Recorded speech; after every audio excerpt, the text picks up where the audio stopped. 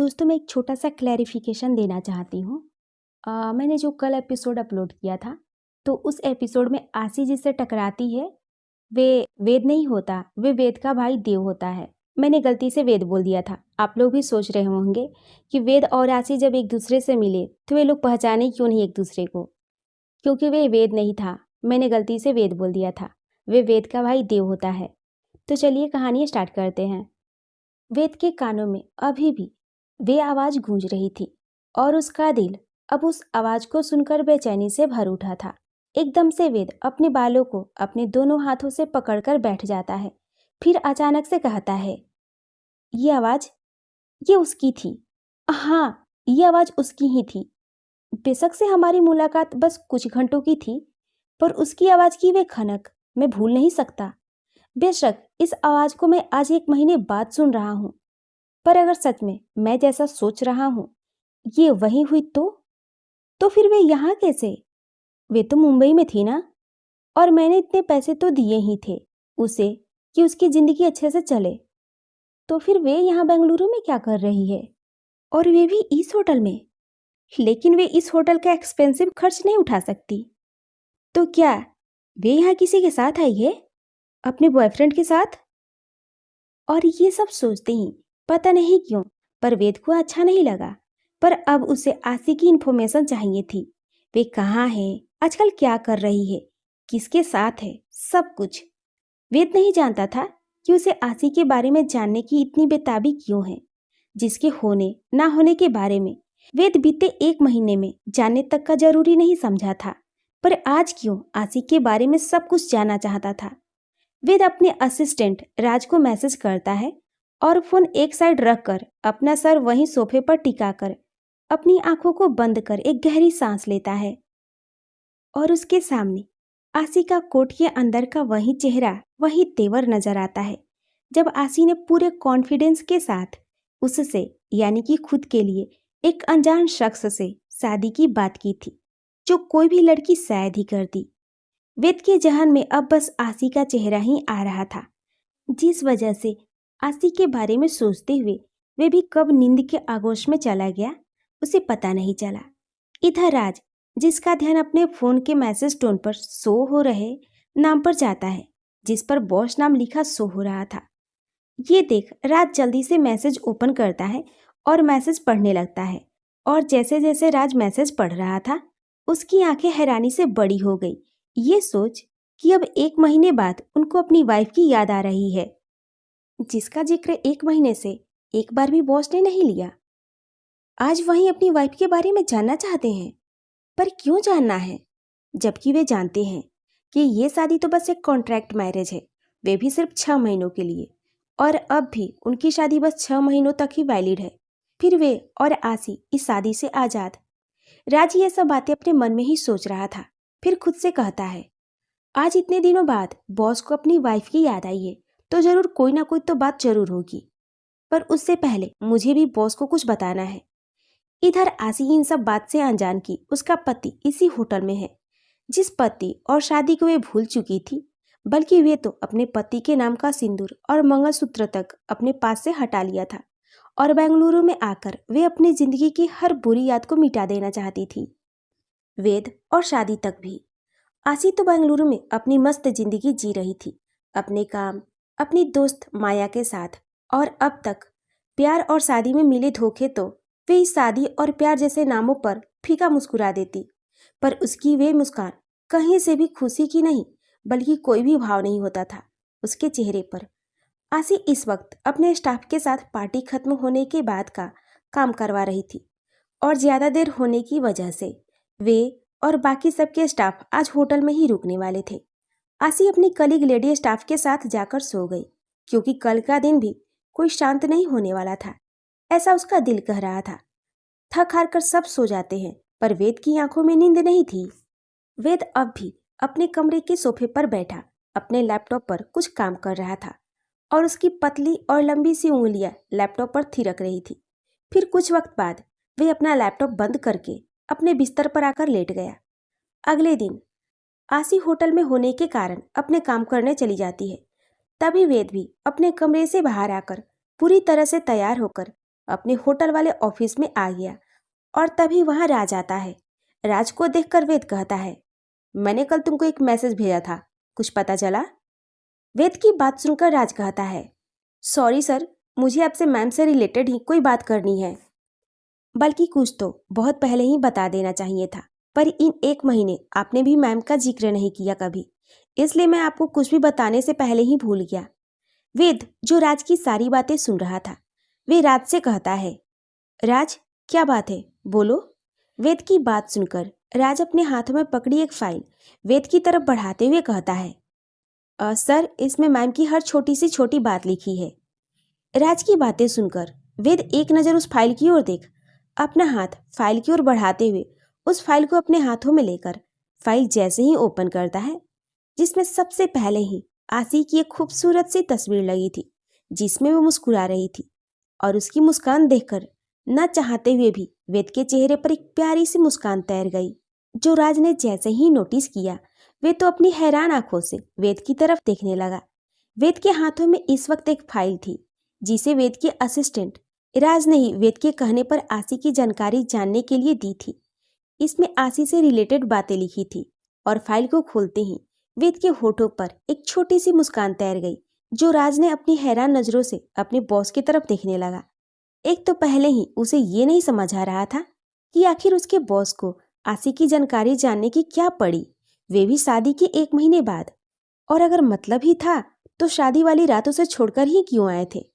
राज अब भी हैरान था, उसे कुछ समझ नहीं आ रहा था, पर वेद की नजरों को फाइल पर लिखे शब्दों को पढ़ते देख राज कहता है, सर, ये बात सच है कि उस दिन वे लड़की। राज का वे लड़की कहना भर था कि वेद की नजरें एकदम से राज की तरफ देखने लगती है और अपने बॉस की नजरों को खुद पर देख राज अपनी बात में सुधार लाते हुए कहता है, सॉरी, मेरे कहने का मतलब था कि जिनसे आपने शादी की थी, मतलब आशी मैम। जी सर, मैंने उनकी सारी जानकारी निकलवाई है।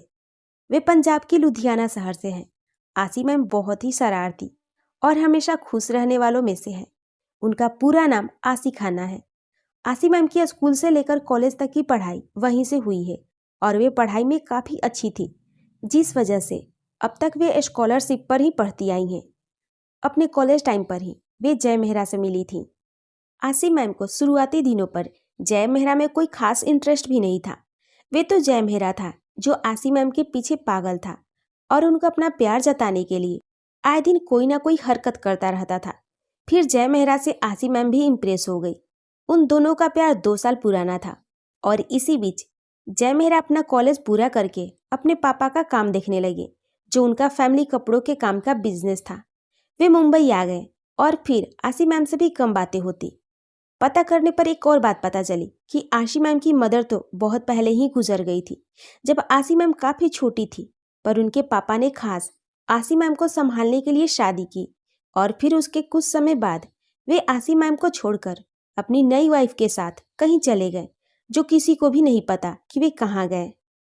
लोकलाज की वजह से आशी मैम के ताऊ और ताई जी ने पाला, पर वे सभी उनसे प्यार नहीं करते थे और प्यार उनको जय मेहरा से मिलने की वजह से वे उनकी दीवानी हो गई। और जब काफ़ी दिनों से जय मेहरा का फ़ोन नहीं आया, तो आशी मैम बिना किसी को कुछ बताए अपना शहर छोड़ मुंबई आ गई जय मेहरा से शादी करने के लिए। उसके बाद जो कुछ भी हुआ वे सब आप जानते हैं। पर एक बात और है, रात जैसे ही कुछ आगे बताने को हुआ, जय का फ़ोन बजा और फ़ोन पर शो हो रहे नाम को देख वेद राज को चुप रहने का इशारा करके बोलता है, तो आज मेरे छोटे भाई को अपने इस भाई की याद आई। वेद ने इतना ही कहा था कि दूसरी तरफ से कुछ कहा जाता है, जो सुनकर वेद कहता है, आर यू सीरियस? तुम जानते हो मुझे झूठ नहीं पसंद। वेद की बात सुनकर एक बार फिर दूसरी तरफ से कुछ कहा जाता है, जो सुनकर वेद फिर हैरान होते हुए कहता है, सीरियसली? छोटे, तुम यहाँ हो? अगर यहाँ हो तो अभी के अभी मिलो मुझसे आकर। अपनी बात बोलकर वेद फोन कट करके राज से कहता है, मेरा छोटे यहाँ पर है और मुझे अपने छोटे से कुछ बात करनी है, तो मुझे परेशान मत करना। राज वेद के चेहरे पर आई खुशी को देख रहा था, जो सिर्फ उसके बॉस के छोटे भाई, जिसे वेद छोटे कह रहा था, अपने दादू, जिनकी कही हर बात वेद के लिए सर आंखों पर होती थी। फिर कुछ भी हो, कैसे भी हो, अपने दादू की विश पूरी करना वेद का सबसे बड़ा काम होता था। वेद की बात सुनकर राज कहता है, पर सर, आसी मैम से रिलेटेड एक और जरूरी बात है। राज के मुंह से आसी का जिक्र सुनकर वेद कहता है, राज, अब कोई भी बात बाद में, और तुम जानते हो मेरे लिए मेरे छोटे से बढ़कर ना कभी कुछ था और ना आगे होगा। बाकी की बातें और जानकारी तुम बाद में देना, अभी जाओ। वेद की बातों को सुनकर राज वहां से जाते हुए वे फाइल उठाता है लेकर जाने के लिए, जिसको देख वेद राज से कहता है, क्या मैंने कहा ये फाइल ले जाने के लिए? हाँ तो फिर ठीक है, तुम्हारी सैलरी से 75% दान में चला जाएगा। वेद की बात सुनकर ही राज की आंखें हैरानी से बड़ी हो जाती है। राज अब कुछ भी आगे ना बोल चुपचाप वहां से चला जाता है। और राज के जाने के बाद ही उस कमरे में रहते हुए वेद हर एक चीज को बड़े ध्यान से देख रहा था। तभी एक बार फिर कोई कमरे के गेट पर आता है और बिना नॉक किए धड़धड़ाते हुए अंदर आता है।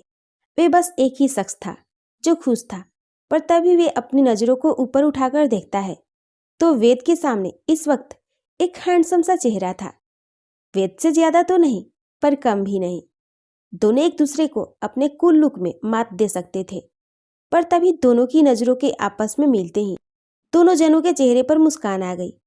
वेद से नजरें मिलते ही वे शख्स खुशी से वेद की तरफ बढ़ता है और सीधा वेद के गले लग जाता है और वेद को देख खुश होते हुए बोलता है, भाई, आज कितने टाइम बाद आपको देख रहा हूँ।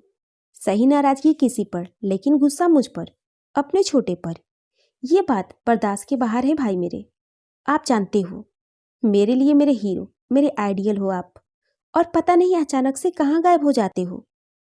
वेद बड़े ही प्यार से अपने छोटे की शिकायत सुन रहा था, जो इतना बड़ा होने के बावजूद किसी छोटे से बच्चे की तरह उसकी ही शिकायत उसी से कर रहा था।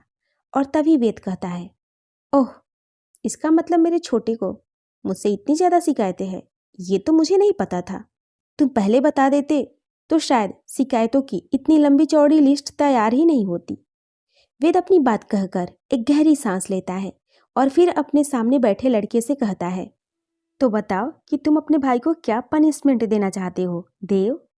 वेद ने जैसे ही उस लड़के का नाम लिया, वे लड़का मुंह बनाते हुए वेद से कहता है, यू नो ना भाई, आई लव माई नेम, क्योंकि ये आपके नाम के साथ सिमिलर जैसे फीलिंग देता है मुझे। पर एक जैसे नाम होने से मैं आपके जैसा कभी नहीं बन सकता और ना ही बनना चाहता हूँ। और सबसे बड़ी और इम्पोर्टेंट बात कि मुझे अपना नाम पसंद है, पर आपके मुंह से बस छोटे बुलाना पसंद है, तो आप मुझे देव ना बोलिए, छोटे बोलकर बुलाइए। Feeling is so good. Dev की बच्चों जैसी बातें सुनकर वेद के होठों पर एक हल्की सी मुस्कान आ जाती है, क्योंकि उसके सामने बैठा वे लड़का बेशक से उम्र में बड़ा हो गया हो, पर उसके सामने हमेशा अपना बचपना दिखाता था। और वेद को भी देव का ये रूप पसंद था, जो औरों की तरह रंग नहीं बदलता था, बल्कि उसके सामने वैसे ही रहता था जैसे वे था। देव की बात सुनकर अब वेद पूछता है, देव, तुम वापस कब आए, और आए तो किसी को कुछ बताया क्यों नहीं? वेद की आवाज में इस वक्त थोड़ी सी नाराजगी थी, जो देव भी समझ रहा था, पर वे वेद से कुछ भी नहीं छुपाता था। वे वेद को अपना बड़ा भाई के साथ अपना सबसे अच्छा दोस्त भी मानता था, और इसलिए उसने अपने वापस आने की बात किसी को भी नहीं बताई थी, बल्कि सीधा वे वेद से मिलने आया था। वेद की बात सुनकर देव अब अपनी जगह से उठते हुए दूसरी तरफ जाकर खड़ा हो जाता है, पर बोलता कुछ भी नहीं। और देव के इस चुप्पी के पीछे की वजह वेद भी जानता था, पर वे कभी भी नहीं चाहता था कि उसकी तरह उसका भाई भी परिवार के प्यार और साथ से दूर रहे, जो प्यार और साथ उसे कभी नहीं मिला, और देव को मिलने के बाद भी सबसे दूरी बनाकर रखता है, जिसके पीछे का कारण वेद था। वेद अपनी जगह से उठता है और देव से कुछ कहने को होता है कि देव वेद को अपने पास आते हुए महसूस करता है, पर वे अभी भी शांत था, क्योंकि वे जानता था वे माना करेगा, फिर भी वेद उसे वही सब कहेगा। वेद भी देव की नाराजगी को समझता था। वे ये बात समझता था कि उसके लिए परिवार का मतलब वे था। वेद के लिए भी देव बस उसका भाई नहीं था, सब कुछ था, पर फिर भी वे देव और परिवार के बीच दूरी लाने का कारण नहीं बनना चाहता था। इसलिए वे इस बात को देव को समझाने की कोशिश करता था, पर कहते हैं ना, कोई भी बात उस इंसान को समझाया जाता है जो समझना चाहता है। पर यहाँ देव अपने वेद भाई की बस यही बात नहीं मानता था, और वेद को भी कह दिया था कि अगर कोई उसके और उसके भाई के रिश्ते के बीच आया तो देव उसे कभी माफ नहीं करेगा, फिर वह इंसान उसका अपना ही क्यों ना हो। उसके वेद भाई से बढ़कर उसकी जिंदगी में कोई भी नहीं है। वेद कुछ कदम और आगे बढ़कर देव के कंधों पर अपना हाथ रख देता है, जो महसूस कर देव झट से वेद के गले लग जाता है और अपनी उदास भरी आवाज में कहता है, क्यों भाई, क्यों वे आपकी अच्छाई नहीं देखती? या ये कहूँ, वे जानबूझकर कुछ भी समझना नहीं चाहती? उनको क्यों नहीं दिखता कि आप उनकी नाराजगी के नहीं बल्कि प्यार के हकदार हैं? क्यों वे आपको प्यार नहीं दे सकती जो मुझे करने का दावा करती हैं? आपने हर कदम पर सबके लिए कुछ किया, अपना 100% दिया, बावजूद इसके आपको क्या मिला भाई? नफरत, ताने, बद्दुआ। क्यों भाई, क्यों वे नहीं समझती? क्यों वे नहीं समझती कि जो हुआ था उसमें तो आपकी भी कोई गलती नहीं थी? उन्होंने कुछ खोया तो आपने तो सब कुछ खो दिया। उनको नजर आया तो बस अपना दुख, अपना दर्द। उनको दिया धोखा, पर नजर नहीं आए तो आप, जिसकी जिंदगी ही एक मजाक बनकर रह गई अपने ही परिवार में। जिस दुनिया में आपको होटलों का किंग माना जाता है, वे खुद ही अपने घर से बेघर है। जिस घर में सब ऐशो आराम से जी रहे हैं, उस ऐशो आराम की हर एक चीज की कीमत आप देते हो। उस घर की हर खुशी के पीछे आपका हाथ है। बावजूद इसके वे ये सब कुछ नहीं देखते हैं। देखते हैं तो आपका अतीत, वे अतीत जिसने आपसे भी तो आपका सब कुछ छीन लिया है। सबको अपना दुख दर्द नजर आता है, पर आपका दर्द किसी ने भी महसूस नहीं किया। ये सब बोलते वक्त देव की आवाज नम हो चली थी। अगर कोई देव को इस वक्त देखता तो देखकर कोई नहीं कह सकता था कि ये वही देव है जो कुछ वक्त पहले अपने भाई से बच्चों की तरह शिकायतें की लाइनें लगा बैठा था। अभी ये देव अपने भाई की उदासी में उदास होकर उसकी ही फिक्र कर रहा था। वेद अपने छोटे की बात सुनकर कहता है, कौन कहता है कि कोई मेरा दुख दर्द नहीं समझता? मुझे और मेरे परेशानी को समझने के लिए मेरे पास है ना मेरा छोटे, जो उम्र में बेशक मुझसे छोटा है, पर बात जब उसके वेद भाई की आती है तो वे मुझसे भी बड़ा होकर मुझे ही समझाता है। अरे मैं तो वे खुशकिस्मत भाई हूँ जिसके पास कहने को बेशक से अपने ना हो, पर मेरा एक भाई उन सब अपनों की फौज पर भारी पड़ता है। ये बोलते वक्त वेद हल्का सा हंस देता है ताकि उसके भाई की उदासी जो उसके चेहरे पर उसकी वजह से आई थी। देव जो वेद की बातें सुन रहा था, वे भी हंसते हुए कहता है, मैं आपके साथ हूँ भाई लाइफ टाइम, पर आपके कमरे में तो हर वक्त नहीं रह सकता ना। इसलिए अब मुझे एक भाभी चाहिए जो मेरे इस भाई को उस वक्त संभाले जब मैं, यानी कि उनका भाई, यानी कि उनका होने वाला देवर, अपने लिए कोई ब्यूटी विथ ब्रेन नहीं ढूंढ लेता जो वेद वंशल को टक्कर दे सके। इसलिए भाई आप न शादी कर लो, मेरी सारी प्रॉब्लम ही सॉल्व। देव की बातें सुनकर वेद हैरान था और तभी उसके आंखों के सामने आसी का चेहरा आ जाता है जब उसने आसी की मांग भरी थी और गले में मंगलसूत्र पहनाया था।